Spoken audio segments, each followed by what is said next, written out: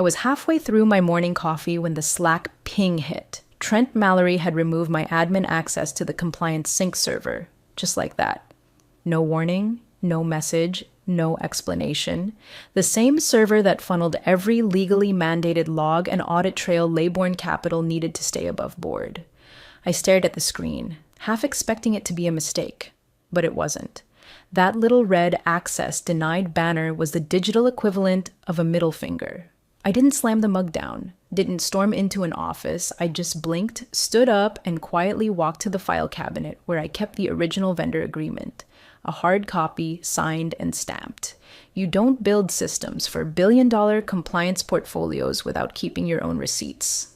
By the way, real quick, if you're listening in and haven't subscribed yet, hit that button and like the video. Seriously, 97% of you ghost watch these stories, and it means the world to the team when you support what we do. All right, back to Trent's genius idea to pick a fight with the infrastructure. Here's what no one in that slick glass conference room ever realized. I wasn't Leybourne's internal tech girl. I was the principal architect of our external vendor environment, licensed and billed through my own consulting firm, ValenceNet. The shared drives, the compliance pipelines, the automation scripts that made everyone else's job easier. Those weren't company resources. They were mine, provisioned, monitored, and maintained under contract.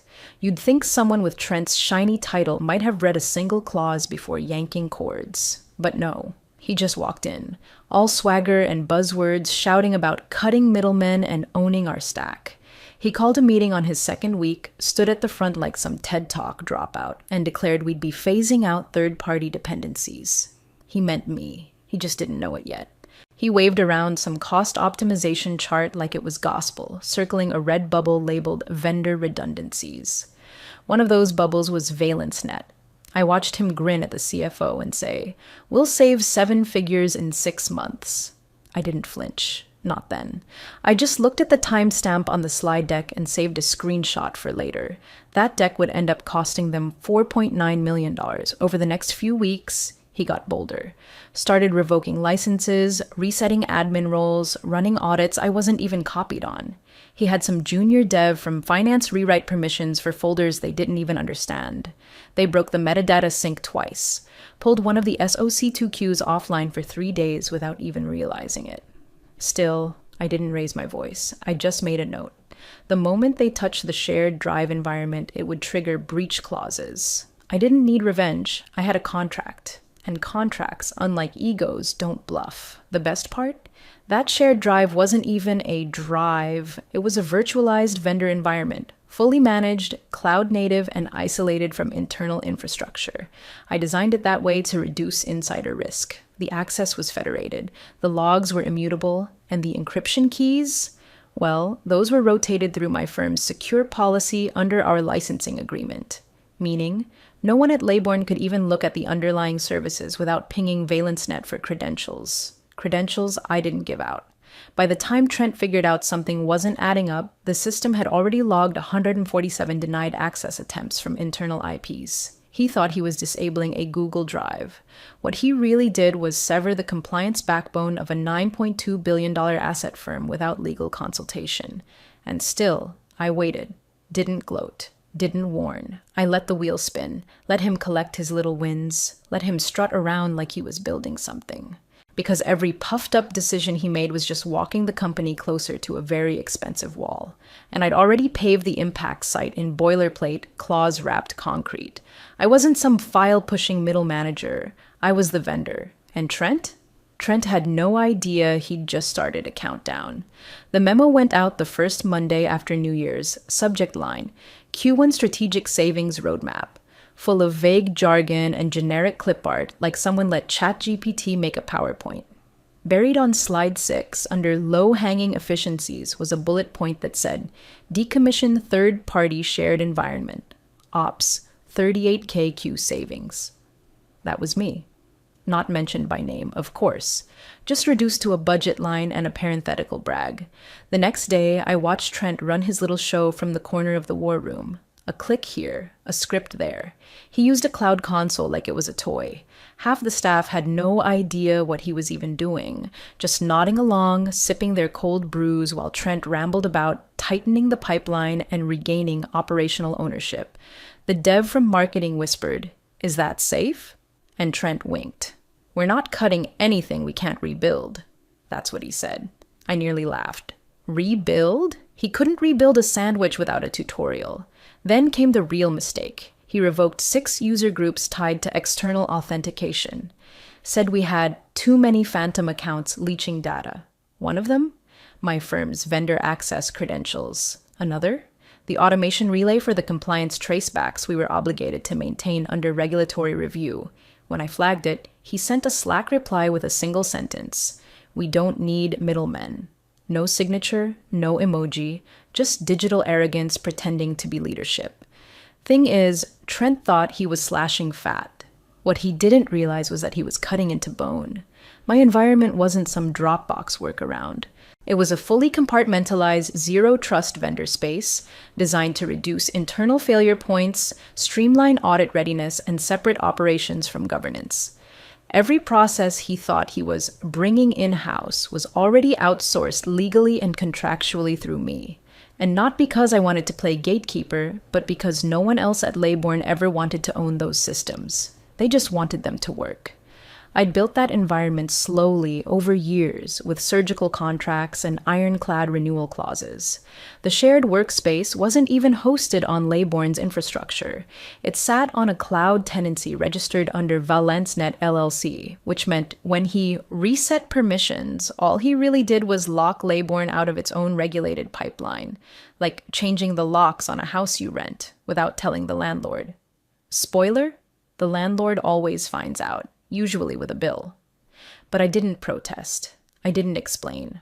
I just logged out of my console that afternoon and waited, quietly, patiently, because Clause 4.3 of the vendor contract stated that any interference with ValenceNet's operating environment without 30-day written notice would trigger a default escalation process, with penalties. The legalese was thick, but the outcome was clear. Trent had broken a binding agreement. He didn't know any of that, of course. He was too busy doing victory laps in the Friday sync meeting, pointing at charts that showed an access cost reduction and bragging about cleaning up legacy junk.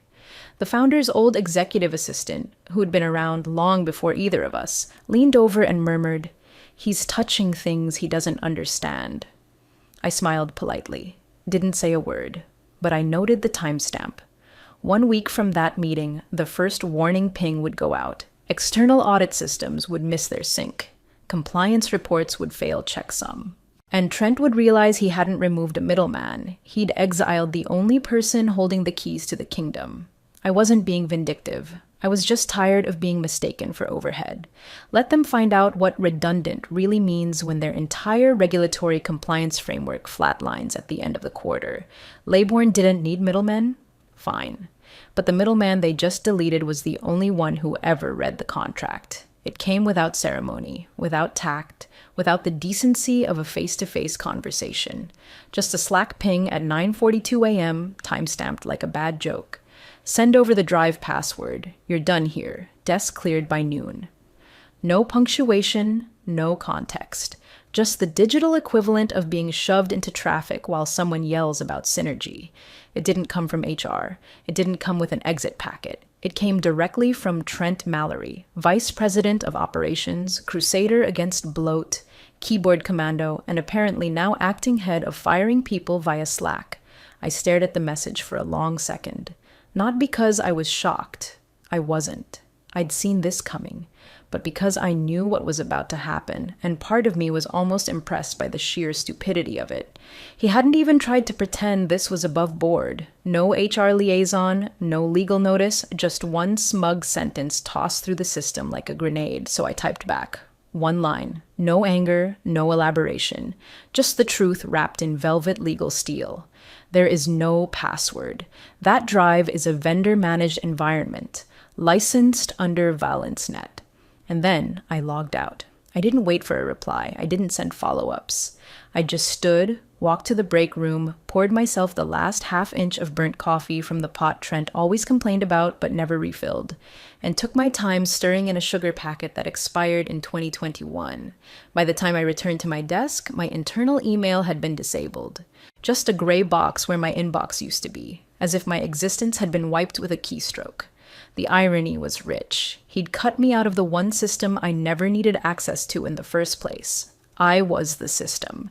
10 minutes later, I got a call. Not from Trent, not from HR, but from someone in legal, whispering like they were in a confessional booth. "Did you just get fired?" I could hear the panic in her voice. I said nothing for a beat. Then, apparently. She exhaled like she'd just learned the building was on fire and no one pulled the alarm. "Please tell me you didn't give him access to the drive." I didn't respond. I didn't need to. The silence said more than words could. A beat later, she muttered, "Oh, God," and hung up. Because here's what Trent had just done, live on Slack with zero legal review. He'd terminated the sole point of contact to a critical vendor-managed compliance environment that hosted every audit log, every SOC2 trigger, every regulatory checkpoint that kept Leybourne Capital from being turned inside out by the feds. And worse, he'd issued a written demand for access, one that directly violated Clause 6.2 of the vendor agreement, which clearly stated that no access shall be transferred without dual-party agreement in writing, notarized, and logged. He didn't just burn the bridge, he demolished it, then emailed the wreckage to legal with his name stamped on every beam.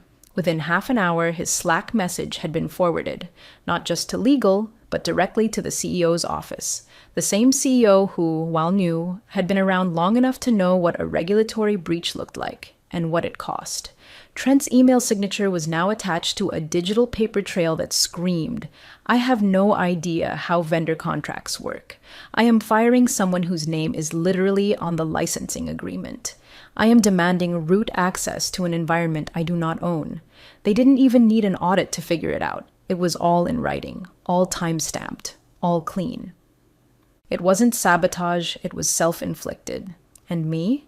I sat there in my little cube, sipping expired coffee, watching the panic ripple outward. I didn't touch a thing, didn't pack my desk, didn't respond to follow-ups. I just waited, because Trent had declared a war he didn't understand. And the first shot he fired straight into a contract, the kind with teeth. The problem wasn't that Trent made a mistake. It's that he made the wrong kind of mistake, the kind that gets printed, signed, countersigned, filed with legal, and entered into a court record. He thought he was canceling a shared drive. What he actually did was terminate a vendor-managed compliance environment with a binding SLA tied to federal oversight. And he did it with one Slack message and zero paperwork. Here's what that shared drive really was: a backbone. It hosted 7 years of metadata audits, time-stamped for integrity. It ran the SOC2 compliance scheduler, which batched encryption cert verifications every Tuesday before sunrise. It pushed reporting queues to our SEC portal with a 48-hour grace window per the Sarbanes-Oxley integration clause. It maintained chain of custody logs for every financial model that moved from the dev sandbox to live production. In other words, it wasn't a drive, it was a living compliance nerve center, licensed, operated, and owned by ValenceNet LLC, my LLC, and that licensing agreement. It wasn't some cobbled-together DocuSign template. It was a 24-page negotiated contract, signed by our then CFO and reviewed by Leybourne's outside counsel. Section 4.2a. Vendor services must not be materially disrupted or terminated without a 30-day collaborative renegotiation window. Section 6.2. Early termination without cause will result in a flat penalty of $4.9 million, payable within 14 calendar days. Section 8.1c. Credentialed access remains the property of the vendor and cannot be reassigned or mirrored without written permission from both parties. It was all right there, all spelled out. And Trent never read a word of it. Why would he?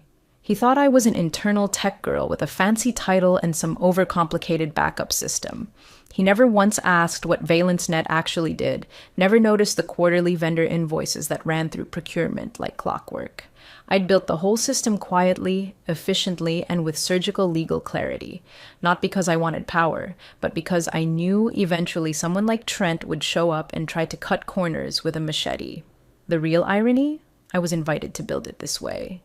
Back when Laybourne was bleeding hours trying to track audit logs across 6 siloed platforms, I proposed the vendor route. I registered ValenceNet, filed the paperwork, and made myself their primary compliance services provider. I did the work no one wanted to think about. And because I did it quietly, effectively, and without demanding a seat at anyone's stupid ego table, they forgot who held the pen. Until Trent tried to snatch the pen out of my hand and found out it was dipped in ink that bites back. The moment he sent that Slack message, he triggered breach. There was no gray area, no let's talk it through zone, just a contractually binding violation with a price tag and a timeline. Legal saw it within minutes. The general counsel's assistant called me directly, nervous, shaky voice asking if I'd really been let go. I told her I couldn't comment on employment matters, but that my firm had just lost a client under breach. She went quiet for a long time, then whispered, "He didn't know, did he?" No, he didn't. Because to Trent, power came from the org chart, from being able to fire someone with a sentence. But I never needed their org chart. I had a signature, his predecessor's on page 17, and that held more weight than any title Trent could flex in a Slack channel. And the best part? I didn't even have to raise my voice. The contract did all the shouting for me. The first red flag didn't wave. It screamed. At 10:15 a.m., barely half an hour after Trent's Slack bullet to my head, the first alert chirped from a monitoring terminal in the finance wing. I wasn't there, obviously. I'd already been locked out of the internal network. But people talk. And when the SEC artifacts sync failed checksum validation 3 times in a row, someone in audit muttered, "Is the server down?" No, the server wasn't down. It was just refusing to recognize them, because I'd never given them keys. And Trent had just thrown out the locksmith. By 10:22 a.m., the weekly retention protocol for financial statements failed its run. Then the internal compliance calendar bot went silent. It was supposed to generate reminders, upload checklists, archive metadata logs. Instead, it returned a polite but damning error message. Access denied. Credential mismatch. Please contact ValenceNet. And just like that, the system started eating itself alive. One failed script at a time. Trent's little optimization posse, 2 consultants with matching buzz cuts and laptop stickers that said things like, "Kill the middle layer," tried to reroute access using their admin credentials. Good luck. They weren't even registered in the token rotation. The moment they attempted a back-end handshake, the firewall logs lit up with entries tagged "Unauthorized Override Attempt." Next to each attempt was a phrase burned into every audit log by design. ValenceNet proprietary license, breach protection active. Every subsystem they tried to salvage was locked into service accounts I had embedded over 4 years, carefully, methodically, with redundancy fails and tamper alerts tied to external watchdogs. Because nobody ever asked me to remove them. Nobody ever said, "We've got it from here." They just assumed I'd always be there, quiet, invisible, supporting everything from the shadows until the day they hit delete on the wrong name and expected the lights to stay on. The legal department pulled the full trace logs by mid-morning. From what I heard, the general counsel personally printed 3 pages from the system monitor and walked them straight into the CEO's office. On each page, a recurring error stamp, SEC tool, upload path invalid, vendor key missing, and just beneath that, escalation path disabled per section. 6.2, early termination. That was clause language, not tech speak. Legal knew exactly what it meant. The breach was real, active, and expensive. It tried to patch around it, resetting permissions, cloning access roles, even spinning up shadow environments. None of it worked. Every thread led back to my service credentials, which were tied to a license they no longer had legal access to. You can't forge a handshake when the keys are cryptographically signed to a revoked vendor. The whole ecosystem was locked down by design. Because if you're going to manage sensitive regulatory frameworks for a $9 billion asset firm, you don't build systems on trust. You build them on proof. I had engineered every failsafe, every credential rotation, every redundancy layer, and I hadn't done it for power. I'd done it because I was the one they'd trusted not to let things fall apart. And now they had.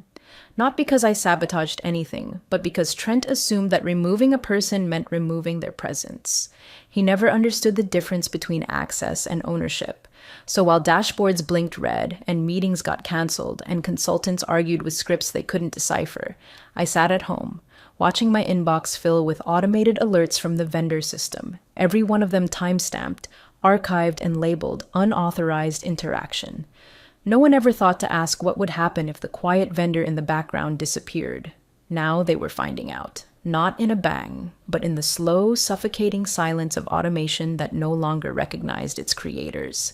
They say systems fail slowly, then all at once. At Laybourne, the collapse started with a missing spreadsheet. The quarterly CFO call was supposed to be at noon. These weren't just routine check-ins. They were scheduled, rehearsed, and choreographed to the second. Deck finalized 2 days in advance.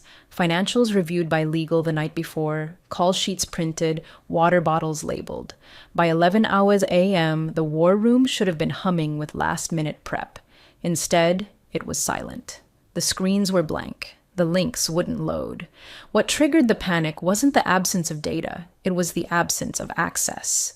The artifact links embedded in the deck, the ones pointing to compliance-approved versions of Q4 reconciliation sheets, deferred revenue breakdowns, and Treasury audit trail summaries, were all returning 403 errors. Forbidden. Not file not found. Not missing. Forbidden. The system was still there. It just didn't recognize them. At 11:07, someone from internal audit pinged IT with a ticket flagged critical CFO call blockage. A junior sysadmin replied 4 minutes later with a sentence that should have sent chills down every executive spine. We have no visibility into the vendor space. That was the moment it all cracked open. Legal, already on edge after Trent's early morning improvisation, yanked the vendor agreement from their digital archive and walked it, physically, into the executive suite. No summaries, no memos, just the document itself, with one clause highlighted in yellow and underlined with someone's shaking hand. Access to Valence Net managed environments, including reporting infrastructure and compliance logs, rests solely with the vendor of record. Any unapproved administrative action may constitute breach under Section 6.2. They didn't need to interpret it. It was plain English. Laybourne had built their quarterly reporting flow on an infrastructure they didn't own, that they never mirrored, that they never documented internally, because I had handled all of it, by their request, under contract. And now they had no access, because they had no vendor, because Trent had fired me, without negotiation, without legal review, without the 30-day window required by the very agreement they'd signed. At 11:12 a.m., the CFO call was officially canceled. They didn't blame Trent. Not yet. They blamed technical instability, said it was a temporary permissions issue. But everyone in that suite already knew the truth. The air was thick with it. They'd pulled a thread they didn't understand, and the whole system was unraveling in real time. That's when the CEO, quiet until that moment, turned to legal and asked, "Who owns Valence Net?" Not, "What is it?" Not, "Who runs it?" Who owns it? And someone, probably the assistant general counsel who'd been there longer than most, answered without looking up. "She does. I wasn't just the contractor. I was the sole proprietor. Every line of the service agreement, every credential, every license renewal, tied to my name, my EIN, my firm. Not just a cog in their machine. The machine they built their workflows on. The one Trent tried to replace without knowing what powered it. The boardroom went quiet. They didn't scramble. Not yet. That came later. For now, they just sat with the realization the infrastructure they depended on had never truly belonged to them, and the one person who could bring it back online had already been erased from their systems by a VP who thought contracts were optional and infrastructure came with a reset button. It didn't. And Laybourne Capital was about to learn what happens when you treat a vendor like an employee, then fire her like dead weight. The email came in at 3:36 p.m. Subject line, "Re-contractual clarification, Valence Net. No panic, no blame, just polite corporate phrasing stretched over pure desperation." It was from the general counsel herself. She opened with a soft acknowledgement of recent events, then eased into her ask like she was stepping onto a frozen pond. "Would you be open to consulting on a temporary reconfiguration of systems previously managed by your firm?" Consulting. Temporary. reconfiguration. They still couldn't bring themselves to say undo. It was carefully worded, likely proofed by 3 other attorneys before it hit send. But underneath the pleasantries was one unmistakable truth. They'd miscalculated, and now the floor was giving out beneath them. I didn't reply. My lawyer did. His response was shorter than theirs, but infinitely sharper. He attached the original vendor agreement, highlighted and bookmarked for ease of reference. Section 6.2a, early vendor termination without cause, initiated unilaterally by the client, will trigger a non-negotiable early termination fee of $4.9 million, payable upon breach confirmation. He included a timeline of events: the Slack message, the immediate access removal, the attempted rerouting, the failed CFO call. All documented, all time-stamped, all damning. At the bottom of the email, he included an invoice. No fluff, no inflated charges, just the agreed-upon number. Subject line: formal notice of breach, early vendor termination. And just like that, all the swagger drained out of the building. I didn't hear from Trent again. He was suspended the next morning, pending internal review, according to the memo HR distributed, though the real review had already been written in error logs and legal clauses. His Slack account was deactivated quietly. No goodbye, no all-hands announcement. He just disappeared like a system process killed mid-execution. And no one asked where he went. Later that day, I received another message. This one wasn't from legal. It was from the CEO. It didn't come with any NDA, no strings, just a brief, privately sent note. He acknowledged what had happened, admitted that protocol had not been followed.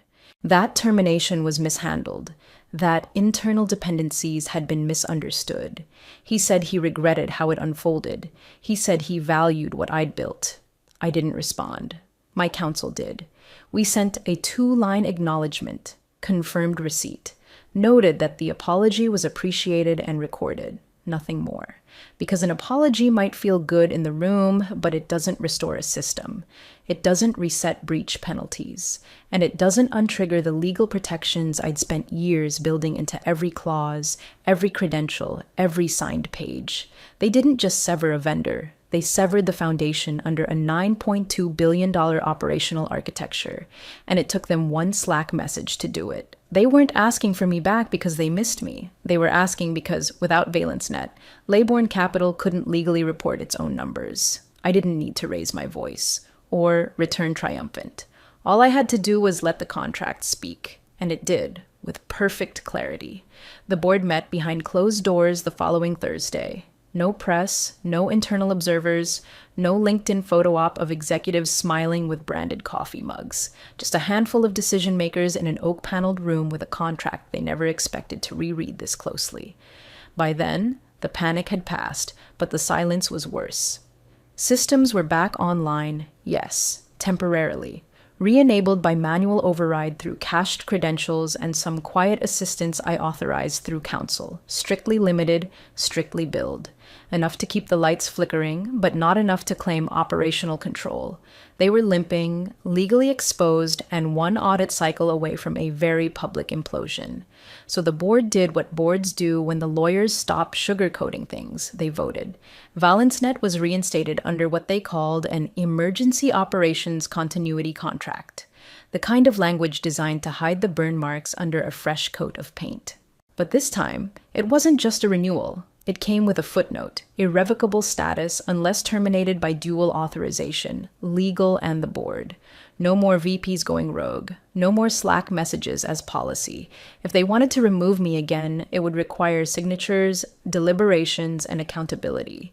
Trent's name? Nowhere in the meeting minutes, no statement of gratitude, no attempt to soften the fallout. His suspension quietly transitioned into something more permanent. Outside of current planning scope, the HR note said. That was corporate for don't ask. And me? I didn't attend the meeting, didn't zoom in, didn't demand a seat. I already had what I wanted: systemic acknowledgement, permanent structure, and a clause so deeply rooted in their governance that no one could pretend I wasn't essential anymore, not even the people who wanted to erase me. At 4:13 p.m., the shared drive came back online. No data lost, no corruption, no rollback needed, every sync reconnected, every audit trail resumed, because I never deleted a thing, never sabotaged, never touched a single byte. I just waited. That was always the plan. Quiet systems don't scream when they're ignored. They simply stop recognizing you. And now, every time someone opened a compliance folder or pulled a report or ran a weekly automation task, they were met with a new footer, added automatically by ValenceNet's license update script. Access provided under Continuity Clause 8.2. Termination requires dual approval. No fanfare, no revenge, just an asterisk that would live in their infrastructure forever. A reminder, not of what they lost, but of who they never bothered to understand, until it cost them everything. Every Monday at 3 a.m. sharp, the same thing happens. A silent handshake somewhere deep in the guts of Laybourne's compliance stack. The system spins up its scheduled task, line 7.14 of the regulatory readiness queue, checking time-stamped integrity logs, rotating encryption keys, verifying off-site backups. Then it sends a ping. Destination, ValenceNet. No one watches it. No one needs to. It was built to operate without applause, and every time, without fail, the system logs a single line in the compliance ledger. Handshake complete. That's it. Not a line of code out of place, not a missing packet, just an uninterrupted signal between two endpoints that never stopped recognizing each other, even when one side tried to pretend the other didn't matter. They never told me if they fixed Trent's mess with a full debrief or just buried it under process improvements. Doesn't matter. His name never resurfaced. His optimization roadmap was quietly dissolved. The cost optimization firm was replaced within the quarter. New workflows were passed through legal before implementation now. And every executive onboarding packet includes a copy of the vendor relationship index. ValenceNet sits at the top, marked irrevocable. I still don't show up on the org chart.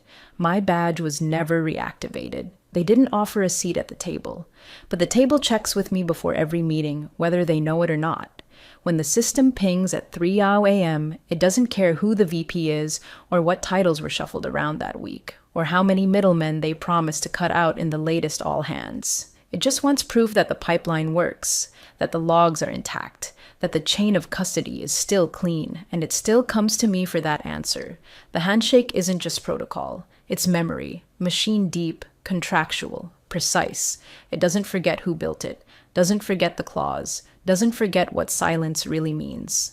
I never asked to be celebrated, never wanted to be the hero. I just wanted the work to stand on its own, unshakable, untouched, undeniable. Now, every system at Laybourne keeps time by a quiet vendor they tried to erase, and every Monday morning, long before the building wakes, I watch the logs roll in. Oro 3, Oro 1, handshake complete, still here, still mine.